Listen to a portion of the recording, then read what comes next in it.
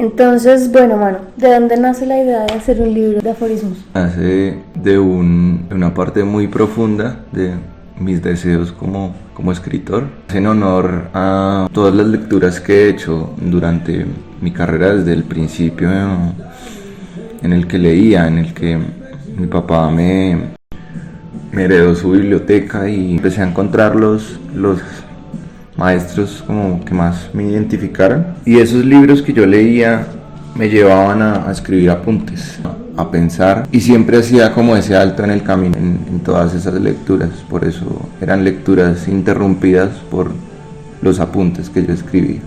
Un día tuve la idea de hacer físico, materializar en un libro lo que yo tenía en un cuaderno. Es como si mi libro Apuntes Dispares fuera un cuaderno de notas. Entonces tu libro se llama Apuntes Dispares, Filosofía Anti Todo, Aforismos Antídotos. ¿Por qué salen unos aforismos antídotos? ¿Antídotos de qué? ¿Qué están tratando de curar?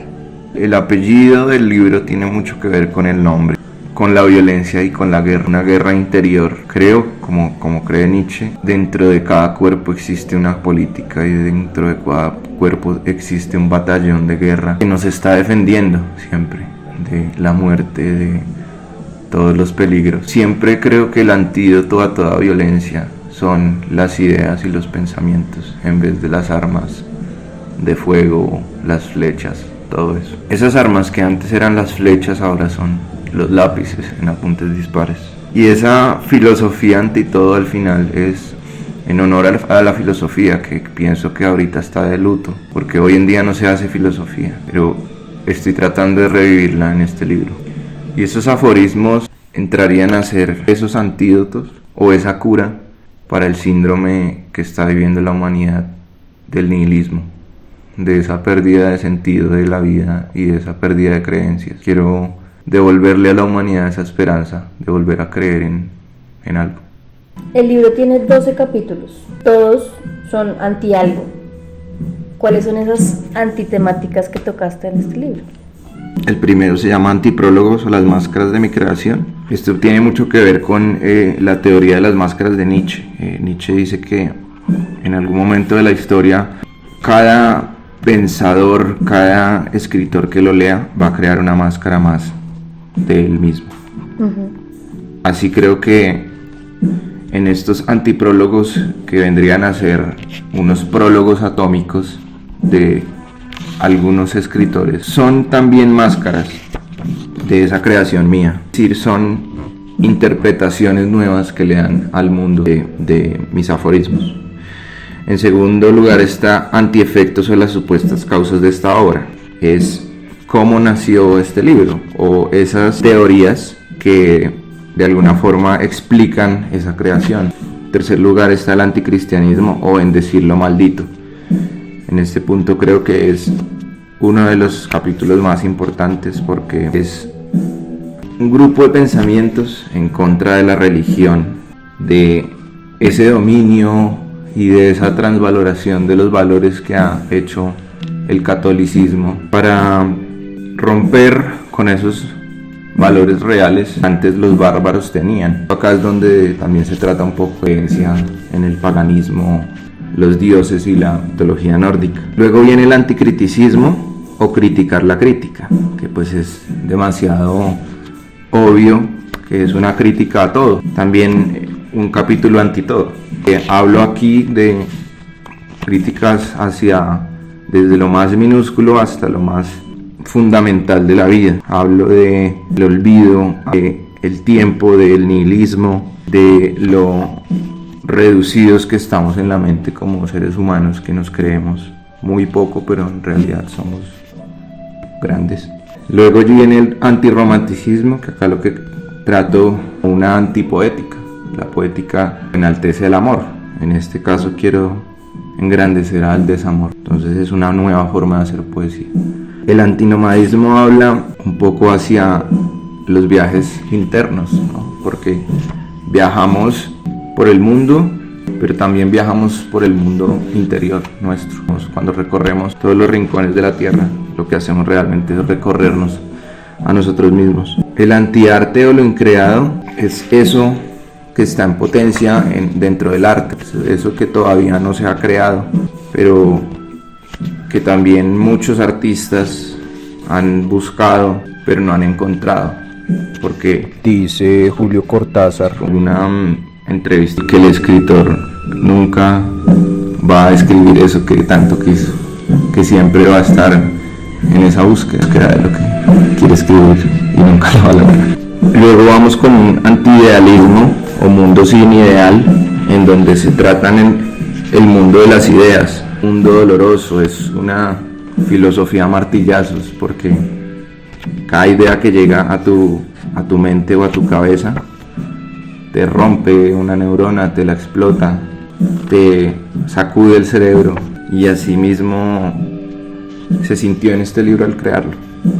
Es un dolor intenso, noches de insomnio, ansiedad, episodios de locura extrema en donde soñaba conscientemente, es decir, creaba mis propios sueños y no paraba de pensar. Los antidiálogos o hablarse a sí mismo empezarían a ser un monólogo de esos apuntes que uno piensa, de esas anotaciones que uno hace, y cómo empieza a crear una segunda personalidad, como un Dr. Jekyll y Mr. Hyde que te responde y te hace pensar. Y ahí es donde acaba el diálogo, en esa respuesta. Antimetafísica o afirmar el más acá son aforismos sobre la vida, porque mi filosofía es ante todo vitalista. Siempre trato de afirmar el más acá, cosa que no hace la religión, que es afirmar el más allá, ¿no? Entregarte la esperanza de un paraíso o de un castigo eterno, en vez de valorar realmente los sentidos, valorar todo lo que está en esta tierra, que entra a ser también lo más seguro. También es esa búsqueda de lo más profundo espiritualmente, es en cómo la vida te lleva a lo más deseado para mí, que es el conocimiento, el saber, la sabiduría. El antihumanismo o vitalismo del nuevo ser, esa voluntad que tiene el ser humano muy escondida de engendrar el nuevo ser, superhombre. Por eso entra a ser un antihumanismo, es porque es una crítica a lo que hoy en día es demasiado humano. El ser humano se queda mucho con sus pasiones, vivir la vida, y no piensa que va a haber más allá, en evolucionar. Las antificciones o realidades de lo irreal, ese pensamiento de no quedarse con una sola realidad, y es lo que logra la literatura al final. Justamente hablando de la humanidad demasiado humana, nos conformamos con una realidad sin ver o repensar la ficción, que es una multirrealidad. O sea, son mundos imaginarios que pueden pasar realmente y que pasan en los sueños nuestros. Cuando nos dormimos hay realidades también, lo sientes, tú sientes tus sueños, y la mayoría de estos microrelatos también son esos sueños que en un punto son inconscientes, pero que cuando tú los escribes empiezan a ser conscientes, como tú transformas también ese sueño que tuviste en una historia, en un microrelato. Y al final cierra un autor anónimo con un antiepílogo que busca ser un nuevo formato, una nueva forma de hacer epílogos, que es precisamente a partir de aforismos. El autor me pidió extremo anonimato, pero pues si gustas puedo leer el último aforismo, que es el más extenso, y dice así: M.E. Spitia no está para esto, ni espera esto. Espera ser acompañado sinceramente en su empeño de descubrir ese leitmotiv que late en su interior, que lo inquieta y lo atormenta. Por eso no para, trabaja, escudriña, ensaya, se mueve, no hacia la derecha ni a la izquierda, ni arriba ni abajo. Solo busca un giro constante para hallar su vórtice primigenio y así alcanzar su nota, su escala tonal perfecta, para ser compuesta por él mismo o por su artista interno, con un instrumento apropiado a su calidad merecida, así como sonaría una partita para violín solo de Bach, tocada con un Stradivarius e interpretada por Annie Sophie Mutter. Bueno, esto suena más bien a pretensión, pero habría que intentarlo. Ayudemos a lograr algo parecido o cercano a esa gran ansia. ¿Tienes alguna anécdota que haya pasado mientras escribías este libro y que de alguna forma le aportó a lo que en alguno de esos relatos o en alguno de esos aforismos se ve reflejado? Tengo muchas, pero una en especial. Una noche yo estaba solo acá en la casa, pues ya terminando, ¿no? Corrigiendo el libro. Me hacía falta un último apunte, un último aforismo. Y yo pensaba, ¿no? Pensaba como, bueno, ¿qué puedo completar acá? Entonces dije, tengo que cerrar con un micro relato que resuma en sí la esencia de mi mensaje, de mi intención. Y eso es Apunte Dispar. Apunte Dispar es ese último relato atómico, que no es tan atómico porque pues tiene unas 3 páginas. Entonces mientras yo escribía empecé a sentir punzadas. No sé si ustedes han visto la obra de una artista española que se llama Remedios Varo. La obra, si no estoy mal, se llama Dolor. Fue una portada que yo le puse mientras mi hermano estaba diseñando la portada. Y esta obra tiene a un ser que ha sido atacado por muchos flechazos, como una especie de acupuntura más terrorífica. Y yo empecé a sentir eso en esos momentos en que estaba editando mi obra. Sentía el miedo de morir por un infarto. Me dolía el pecho, la espalda. Toda esa sobrecarga de pensamientos me hacían sentir un fatalismo constante. Yo estaba escribiendo y empecé a sentir punzadas en la espalda, en el torso, en el pecho, en el corazón. Y me asusté. Tuve que comprar aspirina, que me dijeron que era buena para el corazón. Y el omega 3, que dicen que está muy en el pescado, que es muy bueno para el corazón, para todo. Pero la mayoría de veces es la mente la que te hace sentir eso. Pero dejé de sentirlo, porque programé a mi mente a que esos presentimientos que tenía no eran reales. O sea que estabas buscando el antídoto. Sí. Y realmente el antídoto era acabar el libro. Después de eso llegó un episodio en el que empecé a imaginarme mis sueños. No podía dormir, una crisis de insomnio, y me tocaba crear los sueños. Entonces decía, bueno, ahora voy a ser una ballena. Y decía, no, qué pereza vivir 500 años. Listo, no, cambiamos de sueño. Ahora voy a vivir la humanidad en todas las dimensiones. No, una locura, una locura. Y eso es, en resumen, cuando yo termino Apuntes Dispares. Al final esos pensamientos me flechaban la mente, me flechaban todo el cuerpo y no me dejaban descansar. Bueno, ya para finalizar, ¿por qué un libro negro? ¿Quiénes estuvieron participando de las ilustraciones que acompañan cada capítulo del libro? La razón principal es el antitodo. Cuando tú piensas en algo convencional, tú creas un libro blanco. El ir en contra de esa corriente de libros que salen hoy en día, de narrativa, de todo eso. Y también incluso es una contraparte a todo lo que yo llevaba haciendo en mi carrera. Por eso entra a ser como ese libro más maduro, tiene que serlo porque pues es mi 5º libro, ¿no? Entonces ahí es donde se vuelca totalmente una narrativa a simplemente tirar disparos, tirar apuntes que no tienen un orden, que no tienen una estructura, que están dispares, que están totalmente en caos. Y dentro de ese caos pues entran esa serie de capítulos que tratan de ordenar todo, más bien a encasillar o a clasificar todos los pensamientos. Cada uno de esos capítulos pues está acompañado de una ilustración. El primero lo hizo Diego López, que es un gran amigo.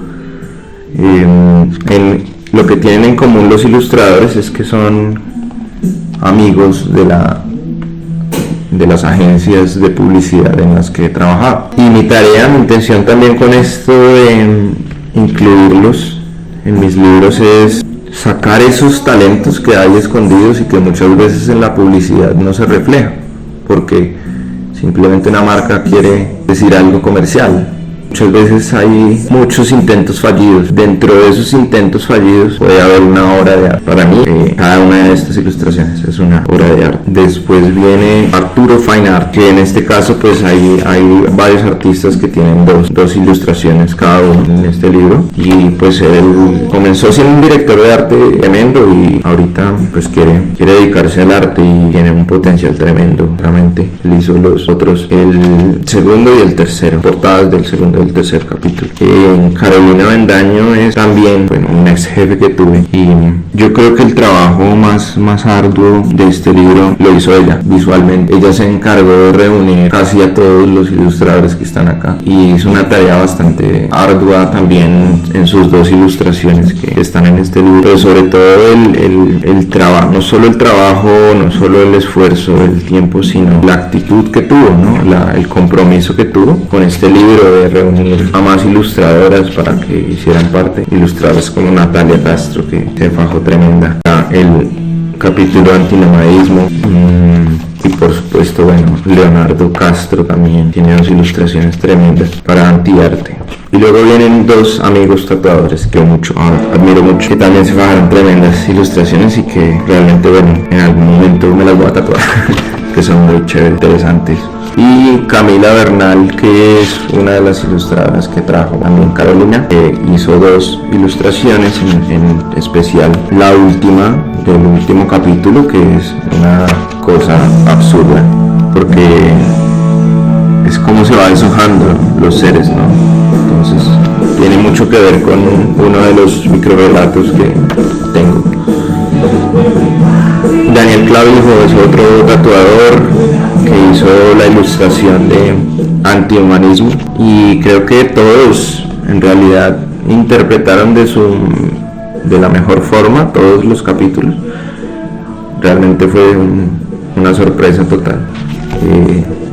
Pues el más importante, mi hermano, que está en la portada, que supo entender también el concepto de lo negro, el concepto de lo negativo, y se inspiró mucho en los cuadernos de Da Vinci, sketches que hacía Da Vinci para sus inventos, para sus descubrimientos. Realmente al final es eso, ¿no? Al final del libro el concepto es los apuntes, el concepto son las anotaciones, una serie de aforismos en la portada que no se entienden, pero que debe ser todas esas notas que un artista toma en el momento de su creación. Y todos esos cuadernos de Da Vinci él los estudió y supo plasmar en la portada una forma de llevados a lo contrario, que es el negro. El blanco brilla sobre esa oscuridad. Bueno, hay algo aparte de todo lo que nos acabas de contar que realmente es muy peculiar, y es las biografías. La biografía que creaste de ti y la que creaste de tu hermano. Me gustaría que las leyeras. La de tu hermano, sí, la de tu hermano la creó él. Pero adicional, tienen un poco de también ser una antibiografía. Entonces, pues nada, léelas y cuéntanos un poquito de ese trabajo, de la escritura de la biografía. Voy a empezar por la de mi hermano. Lo especial también, lo curioso de este libro es que es muy familiar. Hay un capítulo que habla de los viajes y hace honor al viaje que tuvimos con mi hermano a Sudamérica. Entonces lo bonito también de estas reseñas es que las fotos que están en las solapas, la de Germán Espitia la tomé yo y la mía la tomó él. Y curiosamente teníamos la misma chaqueta. Eran días diferentes y teníamos la misma chaqueta porque quisimos no llevar tanto, no llenar nuestras maletas tanto, para ahorrar espacio de pronto en la ropa que íbamos a comprar en el viaje. Y bueno, este viaje a Sudamérica fue recorrer 5 países: Ecuador, Perú, Bolivia, Chile y Argentina en un mes. Y más que todo fue muy mochilero, muy subir montes, caminar, tomar cerveza, algo que también un poquito está en el libro reflejado. Entonces dice Germán Darío Vidal Espitia Benavides, Caliwood 91. Zurdo de pie, diestro de mano, geminiano, de 3 nombres y del autor hermano. Creció y sigue creciendo en la familia más circense y pura, en medio de artes gráficas, espiritualidad, ortografía, folclore, música clásica, fútbol, anotaciones en el Observador y cocido boyacense de desayuno. Hoy día pasa 40 horas de su semana pensando y visualizando comunicación para clientes y los restantes 50 exprimiendo la vida y sus tomos. Mi hermano tiene una habilidad tremenda no solo para dibujar, ilustrar, para la dirección de arte, sino también para escribir. Y eso se nota mucho en esta reseña que la escribió él. Y se nota en todo lo que escribe de sus viajes, todo lo que escribe en sus cartas hacia mí, hacia mi familia. Tiene un poder tremendo. O sea, me atrevería a decir que escribe mejor que yo. Y bueno, acaba la mía. M.E. Espitia, Caliwood 93. Testigo de Goku, biciusuario y jugador de fútbol 8. De niño se rompió la cabeza. A sus 17 conoció a Abraxas. Tuvo una juventud atormentada y se convirtió al paganismo. Viajó por Sudamérica, lo mordió un perro y escribió un libro. En la pandemia del 2020 se dejó crecer el pelo e inventó un enemigo imaginario. Tiene una columna de cine pero nunca escribe. Y una cámara que no usa. Sufre de astigmatismo. Lleva 10 años narrando puros cuentos, la gente le cree. Lo mordió un gato, pero no tiene rabia. Sobrevivió al club de los 27. Mochilero, pero se da buena vida. Como tú dices en estas reseñas, son antireseñas también. Ese papel en contra de todas las biografías que se plasman en una solapa. También venía haciendo biografías muy planas. Y creo que la reseña también debe demostrar qué es un escritor. En esta reseña hay un montón de códigos. Si pueden, voy a repetirles un poco algunos. Son códigos que dicen, sin decir, los libros que he publicado. Por ejemplo, cuando dice El amor de un perro y escribo un libro, hago referencia a Rabia. Tuvo una juventud atormentada y se convirtió al paganismo. Hablo de Nacidos, que es mi primera novela. La pandemia se dejó crecer el pelo e inventó un enemigo imaginario, el reductor. Lleva 10 años narrando puros cuentos, la gente le cree. Cuerpos puercos, un libro de puro cuento. Yo sé que hace 2 preguntas dije que era la última, pero tengo una última.